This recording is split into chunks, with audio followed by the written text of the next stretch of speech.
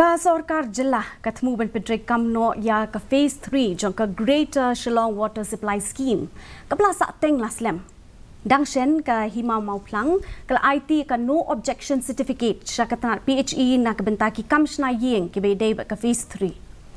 Myntri ka Tnat PHE Marcuise Marak ula Pynpaw ya ka jeng kermen ba onda la Myntri kam ya ka phase 3. Kan sa weng ya ki jeng ha ka bansam ya ka umbam umdi hanong ba Shillong wat la ulah kedau bakan simpor Henry ka jing temu jong ka di projek kalong ban penroy ye ki jing tei ki bala ban penbiang saka arpusau million litar ha ka sisngi ya ka bam ka umdi ka ban pendap ye ki jing bun ki nong snong jong ka sor Shillong na du usnam 8,000 khatway hadu usnam 8,000 subway. His commission.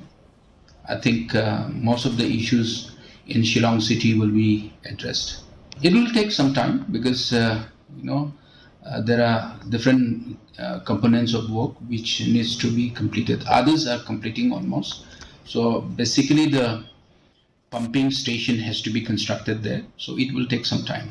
Actual estimate which was prepared long time back, we have enhanced it for 3 consecutive times because of this delay. So therefore now with the third enhancement, even the companies and contractors are also willing to work.